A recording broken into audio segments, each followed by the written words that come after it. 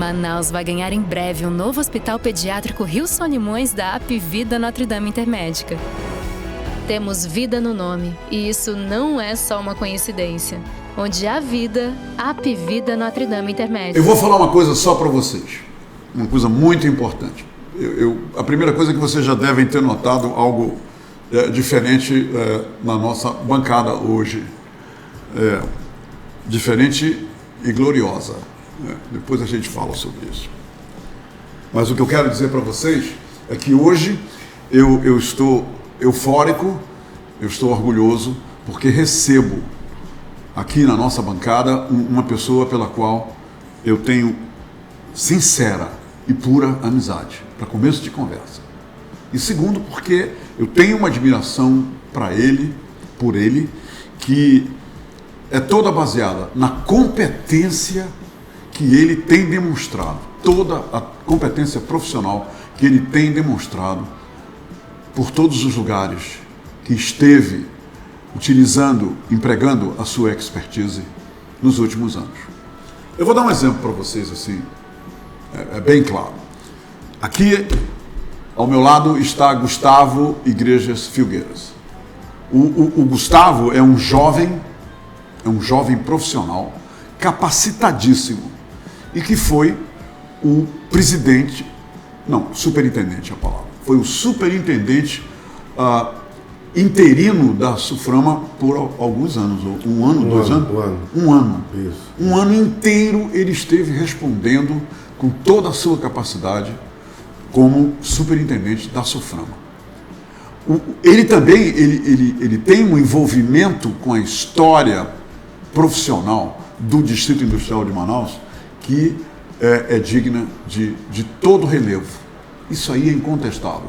Todas as pessoas, e eu estou falando muito mais para quem está nos vendo nesse momento fora de Manaus, todas as pessoas, todos os profissionais envolvidos de uma maneira ou de outra com o projeto Zona Franca de Manaus, com atividades executivas do Distrito Industrial de Manaus, conhecem ou já foram impactados pela competência dele, por decisões dele, por envolvimentos do Gustavo Igrejas Filgueiras.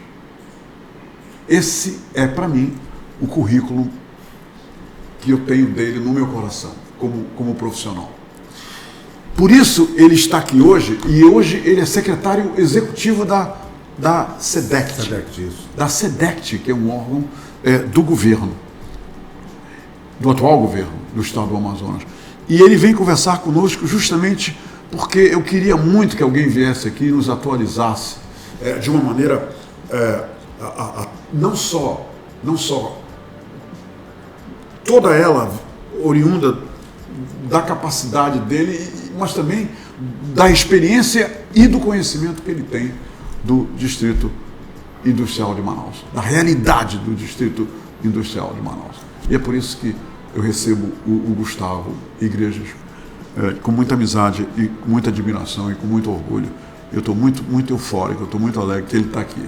Ele está aqui com a gente. Então, Gustavo, seja muito bem-vindo e desde já, em nome de toda a nossa equipe, de todos nós que desenhamos o Portal da Holanda e o projeto A Hora do H, muito obrigado por ter vindo e seja bem-vindo. Obrigado pelo carinho, né?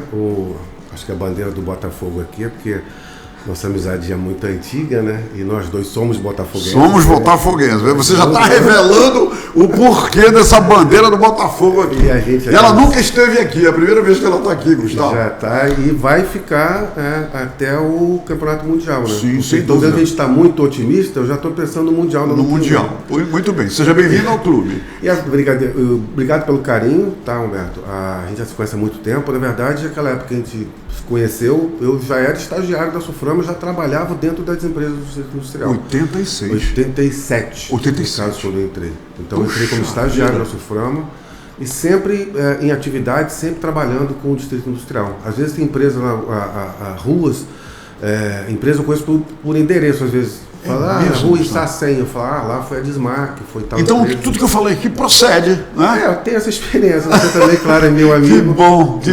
Que maravilha. Gustavo, esse projeto Zona Franca de Manaus é um projeto que, historicamente, pessoas vêm aqui e falam a respeito, os coveiros, está sob ameaça, estamos defendendo o projeto. É sempre um posicionamento, assim, parece que existe uma guerra contra esse projeto. Mas eu sei que você pisa em outro território em relação ao Distrito Industrial.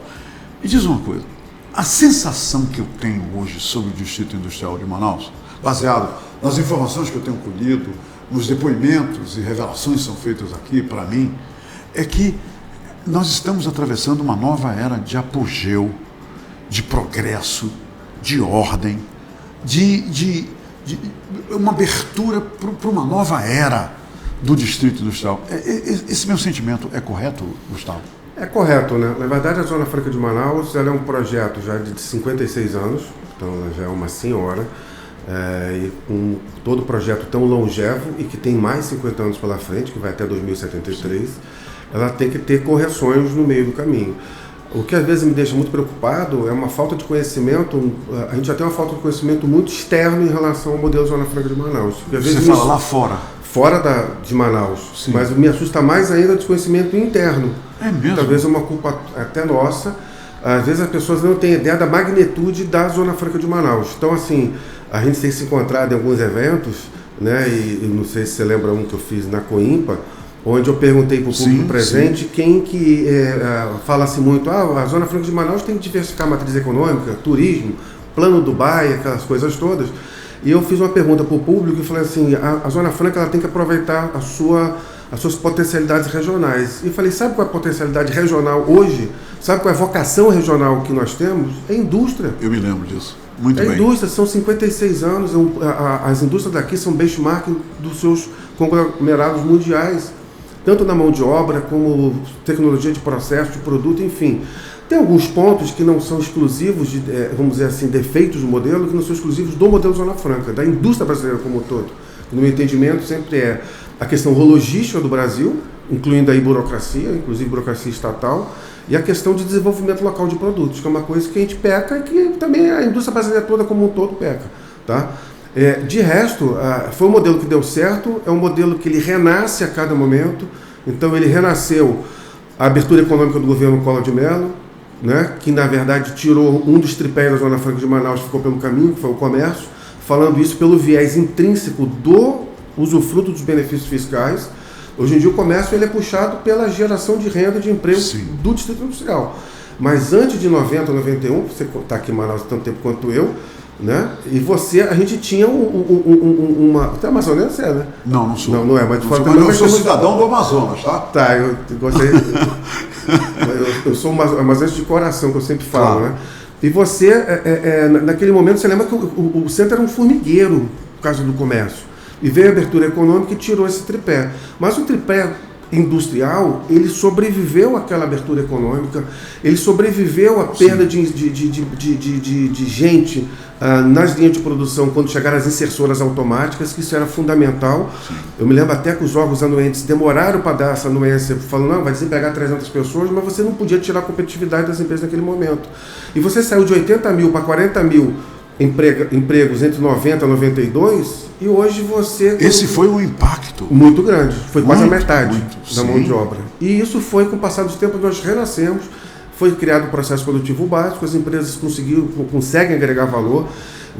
Passamos pela crise de 15 e 16, a gente vive variações tecnológicas, desenvolvimentos tecnológicos, revoluções tecnológicas que estão vindo silenciosamente, que nem todo mundo está percebendo. Então, no final do século passado, início desse século, teve uma revolução muito forte, que vários produtos da Zona Franca de Manaus foram bater no teu celular. Está tudo no teu celular. Sim. A calculadora está aqui, MP3, MP4, câmera fotográfica, sim. Aparelho de GPS, tu tem uma agência bancária, uma agência do Correios, uma agência lotérica. Claro. Então, isso foi uma revolução muito grande, e toda hora que você tem a revolução, você pede mão de obra dessas empresas que fabricam esses produtos. Mas isso eu mostrei até na reunião do Codan ontem, como que isso foi migrando por os bens informáticos. Nosso segmento hoje não é eletrônico, nosso segmento é de bem informático. Mas a Zona Franca de Manaus, ela renasce a cada momento desse. E hoje nós estamos renascendo de novo, né? E nós vivemos um momento que é preocupante não só para a Zona Franca de Manaus, sem querer ser alarmista, mas para a indústria brasileira como um todo, e talvez até mundial, que é a questão do IA, né, da inteligência artificial, porque todas essas revoluções que nós tivemos tecnológicas, elas atingiram o produto e processo. Agora ela está atingindo a área meio. A inteligência artificial está vindo fazer o papel da secretária, fazer o papel de controle, de vários controles de produção, enfim. E isso é uma coisa que a gente vai ter que ver. Agora, ou você faz isso ou você fica falando. Agora, Gustavo, a inteligência artificial, ela está chegando silenciosamente, vagarosamente, ou ela está com uma certa velocidade em todas as indústrias, como se diz no Brasil? Chega silenciosamente. Silenciosamente. Isso. E você vai aos poucos. Eu me lembro que eu tive numa empresa, não me lembro agora, não recordo qual foi, e eu fiz um discurso, né? E o discurso era para inteligência artificial. Eu avisei no final, né? Isso, né? Falei, esse discurso foi feito por inteligência artificial. As pessoas se espantaram. Né? Como outro dia um amigo meu que trabalha com e isso foi recentemente, né, Gustavo? Foi recentemente. Pois é. E aí, assim, é uma coisa que as pessoas não estão se tocando, mas você vai tirar muito emprego da área meio das empresas. Sim. Entendeu? Então você já tem um enxugamento muito grande. Então a vida, nós estamos passando por uma revolução agora, a gente está vendo essa revolução passar. Como a gente passou por uma revolução, uma liderança de tecnologia na década do pós-guerra, década de 60 já do Japão, depois nós tivemos da Coreia, e nós estamos entrando numa liderança tecnológica mundial já da China. Sem dúvida. E poucas pessoas estão percebendo isso também. Gustavo, eu recebo pessoas aqui, nós temos aqui um projeto chamado a Quarta Tech, né? E nesse projeto, toda quarta-feira, a gente traz alguém que só fala aqui nos avanços tecnológicos, no que está acontecendo em Manaus, nessa área digital e tudo mais. Aí veio alguém aqui, o diretor de inovação do CID, e ele disse, Humberto, o próximo celular daqui a 5 anos, ele já está aqui, nós já estamos desenhando ele. Humberto, outra coisa, muitas profissões que hoje existem, amanhã não existirão mais, amanhã, ele dizendo no breve futuro, não existirão mais e tudo mais. E a necessidade da nova geração se preparar para isso, tecnologicamente falando, quer dizer, e agora você vem e ratifica que está chegando a inteligência artificial está vindo aí, tem a ver com os avanços tecnológicos. Existe por meio por exemplo, a SEDECT, né, que você é o diretor executivo, uma preocupação com essa nova geração de preparo, de pelo menos levar essa mensagem, esse recado para essa nova geração de que ela precisa realmente absorver esses conhecimentos para poderem amanhã abraçar essas novas tecnologias, senão vai acontecer o que já aconteceu muito em Manaus, muita gente vir de fora para tomar essas vagas? Eu acho que hoje em dia nós temos um ecossistema muito forte aqui em Manaus, tá? É algo que vem crescendo muito, essa parte de tecnologia, muito puxado pelos investimentos em pesquisa e desenvolvimento das empresas que fabricam bem de informática, que tem um investimento compulsório de 5% em pesquisa e desenvolvimento. Às vezes falta até profissional no mercado, mas é algo que você vê que vai cada vez se buscando mais e trazendo esses treinamentos para cá. E uma coisa que eu tenho sempre colocado, né, nos fóruns que eu vou, é que a gente está, nesse momento, tem que se preocupar muito com essa onda digital que está vindo, essa onda de tecnologia, indústria 4.0, comércio 4.0, e eu me lembro, obviamente, de 1987 até hoje, eu vi muita coisa nesse distrito. Claro que viu. Vi muita empresa nascer, muita empresa morrer, né? E morrer muito pela tecnologia, como vi muita empresa, entendeu, que fazia mídia, por exemplo, digital, e hoje em dia está no setor petroquímico. Então a empresa soube sair daquele mercado, e as que ficaram lá morreram abraçados. Hoje em dia CD, DVD, DVD-R, Blu-ray, praticamente acabou, né? As mídias digitais, vídeo, acabou, foi um segmento que acabou. Então, assim, tem que estar sempre olhando para o futuro. O que me preocupa muito é a dependência tecnológica que nós temos de fora. E é isso uma coisa que eu gostaria muito grande, mais... É muito grande essa dependência? É muito grande dos principais segmentos que nós temos aqui.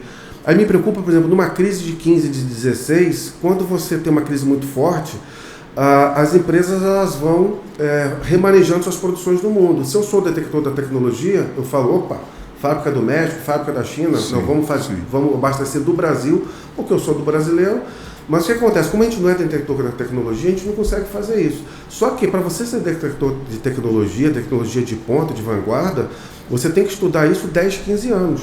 Então, quando eu falei assim que o Japão era líder tecnológico da década de 60, 70, quando nós crescemos, o produto japonês era de qualidade absurda. Claro. Você tinha um relógio, eu até brinco sempre aquela história do De Volta para o Futuro, que o Marty McFly, quando ele chega em 55, o Doc olha para o relógio dele e fala, pô, que relógio bonito. Aí ele fala, é o Casio, produto japonês não presta. Porque essa era a imagem que você tinha do Japão na década de 50. E década de 60 já era um produto de qualidade, 70 muito mais. Claro. Produto coreano aconteceu a mesma coisa. E está acontecendo agora com a China. A China começou do mesmo jeito que o coreano, que o japonês, como um produto que você fala, Xing Ling. É descartável. E agora ele já tem a tecnologia própria dele. Então mudou. O Brasil tinha que estar hoje pensando, Zona Franca de Manaus, idem, no que vai ser massificado daqui a 10, 15 anos. Olha, hoje... E não estamos pensando ainda? Não estamos. E o que me preocupa, assim, mais do que uma reforma tributária, que graças a Deus está sendo muito bem conduzida pelo governo do Estado, a gente passar pela reforma tributária, que é mais uma fogueira que nós estamos pulando, mas chegar lá na frente, os produtos que são aqui fabricados, eles não serem fabricados, porque eu não sei para onde vai a tecnologia. Hoje em dia, o teu celular já é uma TV de LCD. Já é um lugar que você bota aqui, você projeta... Sim. Entendeu? Ele faz tudo. Então é isso que me preocupa. Se os produtos que são hoje fabricados, você tem a moto elétrica batendo nas portas, o ar-condicionado portátil batendo nas portas, os principais produtos nossos, uma evolução tecnológica muito grande e com tecnologia ainda vindo de fora. Não sei se você sabe, a Zona Franca de Manaus é o único país no mundo que se produz split, é na Zona Franca de Manaus, tirando a China. Depois da China, só se fabrica split em Manaus. Entendeu? Porque todo mundo parou. Só nesses dois são lugares. Os donos da tecnologia. É isso que eu falo sempre. Além da questão de logística, que é uma questão muito importante, essa questão de tecnologia é extremamente importante, principalmente no momento que nós vamos passar agora por uma revolução de área meio muito grande. Outro dia eu me espantei muito, fui numa empresa do distrito, uma empresa de eletroeletrônico, um dos fabricantes de de TV de LCD, e a linha final dela tinha 3 pessoas trabalhando, toda mecanizada. É óbvio que essa mão de obra que está ali trabalhando, aquelas 3 pessoas, às vezes eles ganham mais do que os 40 que tinham lá. Outra coisa, isso mostra... Você diz aqueles salários todos divididos pelos 3. Então, de qualquer forma, essas pessoas espalham renda onde eles andam, supermercado, etc. e tal. E outra coisa... Em relação à mão de obra, hoje você tem 115 mil pessoas trabalhando no Distrito Industrial, né? No último ano nós fomos até 109, a média do ano é 115, e esses 109 são muito mais representativos do que os 130 de 10 anos atrás. Por quê, Gustavo? Porque é uma mão de obra de 9 mil pessoas em indústrias muito mais mecanizadas, muito mais automatizadas. Porque se eu vi isso na linha final da montagem desse produto, aquilo ali me chamou mais atenção. Mas durante a passagem na linha de produção, você vê muitos pontos que são completamente automatizados. Com robô, com braço mecânico. Nos quais há pouco tempo tinham as pessoas. Isso. Um braço mecânico hoje em dia custa no mercado aí 30, 40 mil reais. Não é nada demais por uma... E é um valor que cada vez ele diminui menos, você bota lá uma inteligência lá e ele faz a mesma coisa com muito mais precisão do que o ser humano. Você tem que ter um ser humano para programar, você tem um ser humano para tomar conta, entendeu? Então vamos lá, proporcionalmente com a base de investimento fixo que eu tinha em 2013, hoje eu teria uns 150 mil funcionários. É assim que funciona. Então, é isso que eu falo. A Zona Franca é uma fênix, hoje ela é competitiva. Ela é uma fênix, naturalmente uma fênix, né? Do onde você acha que ela não vai renascer, ela nasce. Naquela crise de 15, 16, nós baixamos de 120 mil pessoas para menos de 80. Eu lembro disso. Então, foi um terço que caiu. Sim. E aí você vai, e toda vez que você volta ao nível pleno de produção que você tinha antes, você emprega menos, porque você se ajusta para chegar naquele nível de produção novamente. Gustavo, Igrejas, me diz uma coisa. Hoje a Suframa, de uma forma muito natural, claro, né? Ela tufa o peito e divulga, nos 3 primeiros meses, os rendimentos do Distrito Industrial, milhões, bilhões. Me diz uma coisa, o que está havendo em termos de rendimento hoje na Zona Franca? Você analisa como natural, era esperado, devemos realmente celebrar e pode ser mais? Pode ser mais. Então, assim, falando de números, a gente pegando numa base em dólar, que é uma base mais estável, a gente tira um pouco mais a inflação, etc, as instabilidades da moeda brasileira. Ano passado, a Zona Franca faturou com 34 bilhões de dólares. A Zona Franca de Manaus, se fosse um país, ela estaria entre os 100 maiores PIBs do mundo. Eu sei que PIB faturamento é diferente. Isso. E em 2011, a gente estaria na posição 74º ou 5º. Então, assim, o faturamento ano passado foi o 4º maior da história. E a gente prevê esse ano um faturamento talvez um pouco maior do que isso, vai depender muito desse segundo semestre aí. Então, a expectativa é que seja maior ainda do que já foi o maior da história. Não, o ano passado foi o 5º maior da história. O maior da história foi 41 bilhões em 2011. 41 bilhões em 2011. Depois a gente teve sucessivas quedas, veio a crise de 16, nós batemos em 22 bilhões, caímos pela metade. Entendi. Depois viemos crescendo, a gente achou que o fundo do poço não ia demorar, demorou realmente demais. Foi 15, 16, 17, com faturamentos bem ruins, puxado por vários segmentos que sofreram mais do que os outros, como o segmento do Ajoras, que já sofre desde a crise de 2008, agora que está se recuperando. E no meu entendimento, hoje, o que está puxando esse faturamento e vai igualar do ano passado, talvez até passar do ano passado, e ser um novo 4º, 5º maior do ano da existência ainda há tempo para isso, né? Até dezembro. É o setor de duas rodas que está crescendo bastante, o setor de motocicleta. Sim. Gustavo, eu quero ler aqui uma coisa do meu dever de casa, tá? Que você reuniu recentemente, agora em agosto, você reuniu com uma comitiva da Escola Superior de Guerra do Rio de Janeiro. Você foi o porta-voz das notícias, dos desenvolvimentos do projeto Zona Franca. Aí, você falou lá, vou pegar abre aspas, o que você falou, a ESG, né, a Escola Superior de Guerra, ela veio conhecer os incentivos da Zona Franca de Manaus e o Amazonas de forma geral. Nós fizemos uma apresentação mostrando tudo aquilo que nós temos a oferecer para o restante do país, para a preservação da floresta, para o nosso futuro e principalmente desenvolvendo formadores de opinião que vão futuramente defender o nosso modelo de desenvolvimento. Isso aqui me remete, isso que você falou, me remete para o CBA, porque todas as pessoas do CBA que nós entrevistamos, né, inclusive o próprio Marcelo Pereira, que era o superintendente da Suframa, o próprio general Pouzin, que veio aqui e falou do projeto Zona Franca de Manaus, envolvendo o CBA. E agora, quando eu noticiei que você viria ao programa, alguns dos pesquisadores, alguns dos dirigentes do CBA disseram o seguinte, que você foi um dos grandes incentivadores para que o CBA começasse a caminhar nessa nova fase de independência, né, de autonomia e tudo mais.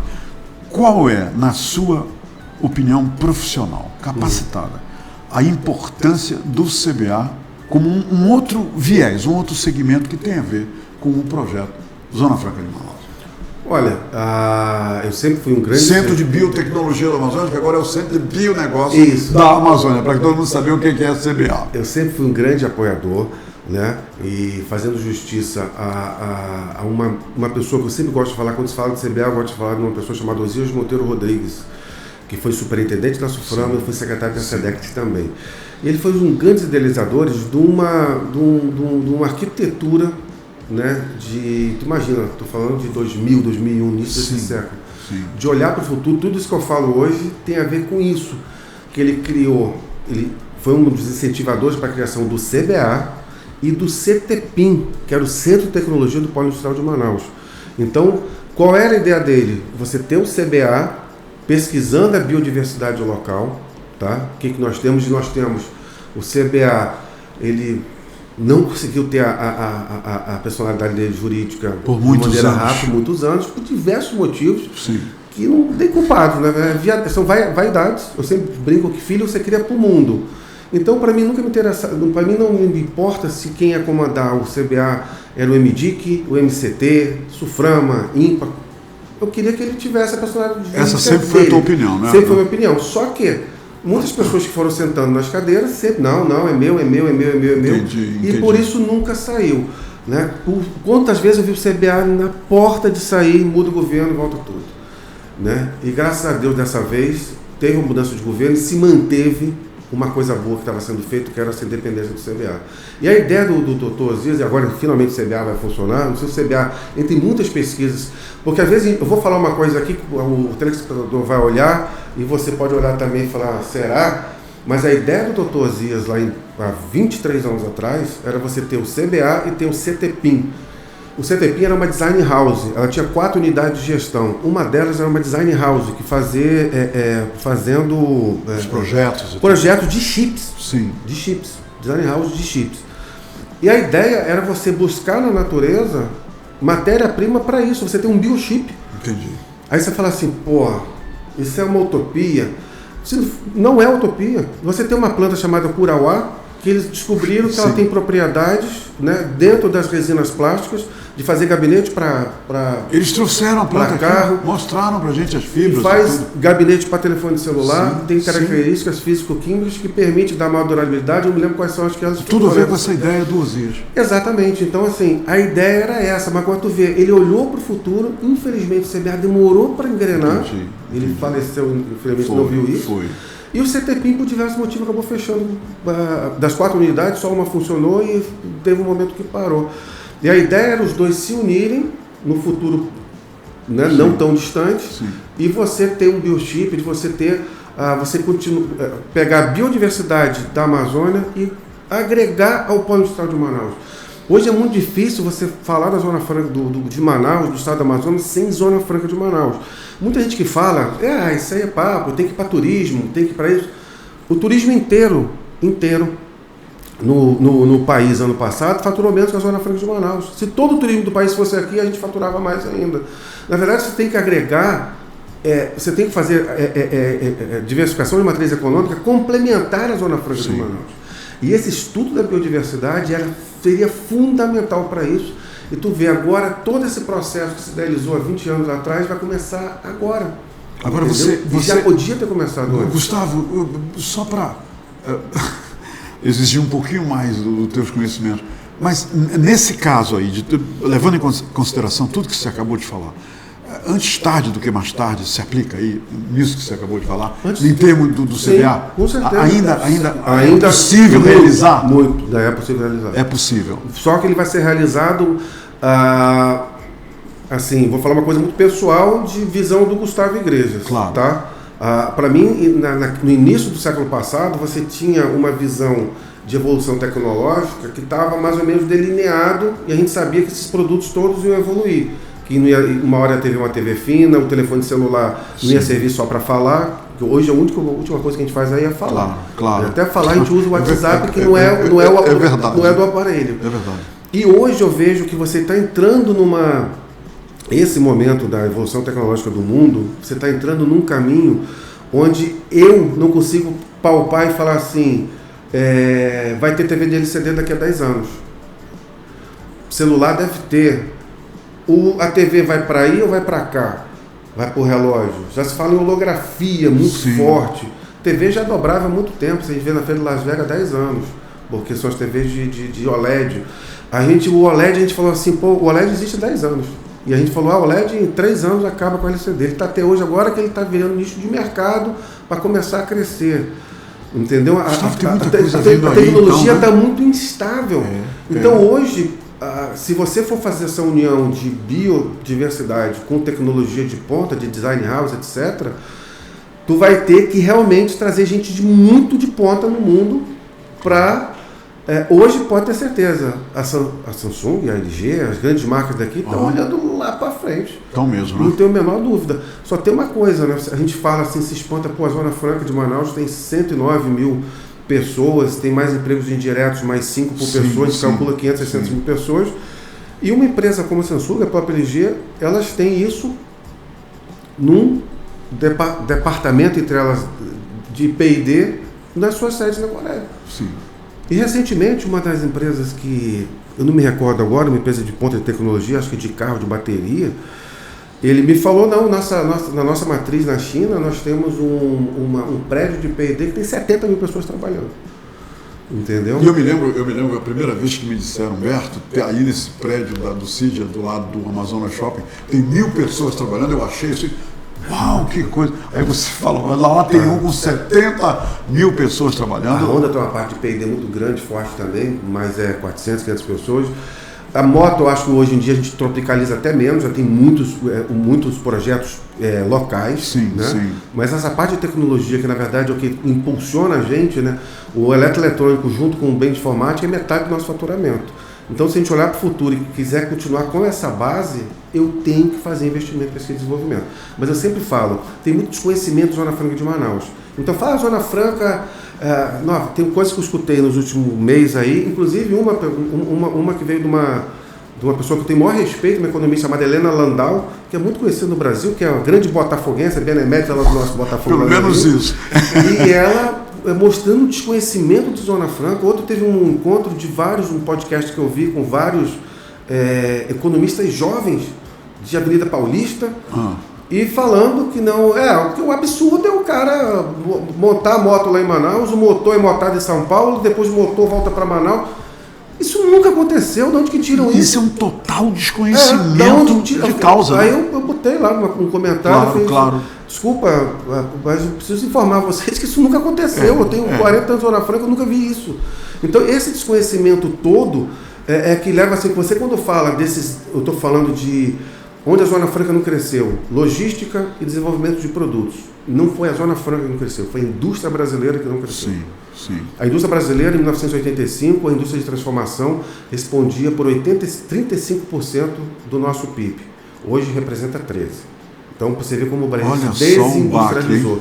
Daí até o nosso vice-presidente atual, ministro do MDIC, está chamando de nova industrialização. O Geraldo Alckmin. O Geraldo Alckmin, que é uma coisa que eu concordo plenamente com ele, que tem que acontecer.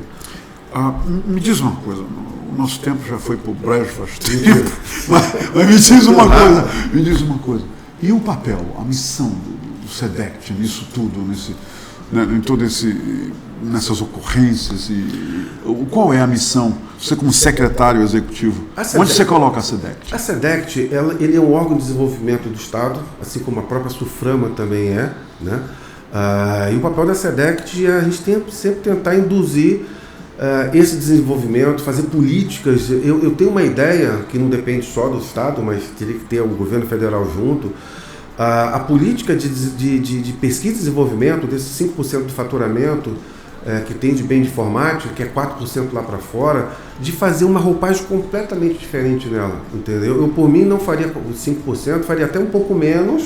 Isso é uma ideia? É uma ideia. Porém, que fosse 3% uma compulsório que ia cair numa empresa brasileira de tecnologia. Olha só. Que podia ter uma sede em São Paulo, uma sede no Brasil e outra sede aqui em Manaus. E você começar a desenvolver isso. Assim começou tanto o Japão, quanto a Coreia do Sul da década de 70, quanto a China, começaram com investimentos fortes em educação e investimento em tecnologia. E viraram potências como são hoje. O Brasil tem que começar desse ponto. Então, assim, a gente tenta...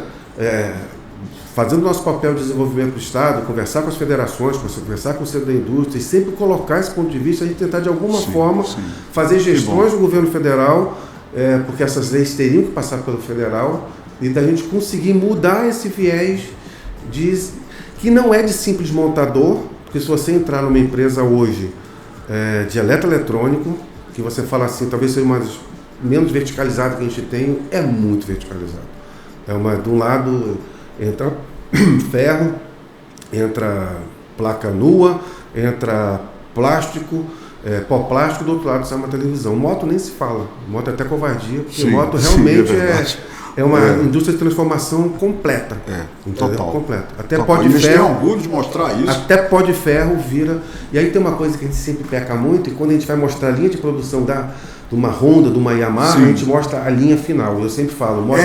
Todas as vezes que eu fui com turistas lá, eles mostram só a linha final. A estampagem do tanque, mostra a sinterização, que é um processo que você transforma pó de ferro. Não, isso não é mostrado. Pó de ferro em engrenagem da moto, para tu ver o tamanho, a magnitude do processo. Isso aí são falhas que nós falamos. Isso me lembra. E eles até se orgulham, Gustavo, assim, olha, Humberto, fala aí para os turistas quantos segundos, os segundos a moto vai... 17 segundos mais. Aí, podem marcar, porque daqui a 17 segundos a moto sai aí, bota a gasolina, Isso é um orgulho mostrar isso. Eu tive inteiro no Suframa, quando vinha as peças publicitárias, eu olhava, coloca linha de montagem, bota estamparia, bota a parte de transformação. Para não reforçar. A ideia está no ar agora de novo. Para não reforçar a ideia de simples montadora. Meu amigo, 1000 vezes obrigado por ter vindo aqui. Que conversa, que bacana. E primeiro, bom te rever, conversar contigo. Agora, só para terminar, a gente vai mesmo para o Mundial. Eu preciso saber, porque todo botafoguense. Doutor Felipe Dal, eu preciso contar essa história para você. Doutor Felipe Dal, com quem eu tive o privilégio e o orgulho de ter trabalhado 30 anos ao lado dele, diretamente com ele, ele dizia para mim, toda vez que o Botafogo ganhava, ele dizia que ele era botafoguense, mas assim, ele tinha uma personalidade muito fechada, ele era muito calado, mas ele chegava na empresa, depois que o Botafogo ganhava, na quarta-feira, na quinta-feira de manhã ele passava pelo jornalismo, ele só me olhava. Aquele olhar dele me dizia, vem aqui na minha sala. Era isso, aí eu ia lá na sala dele, ele dizia, conseguimos, camarada. Agora, por favor, não celebra ostensivamente, nem fala nada para ninguém. Vamos manter a nossa sorte protegida. Isso aí já é brincadeira de Era brincadeira de botafoguense. Então nós estamos celebrando agora, eu estou eufórico. Estamos com o nosso brincadeira de infância que a gente brinca e fala assim, olha, vamos manter os pés no chão. O pé no chão. Senão a gente acaba perdendo o Mundial no que vem.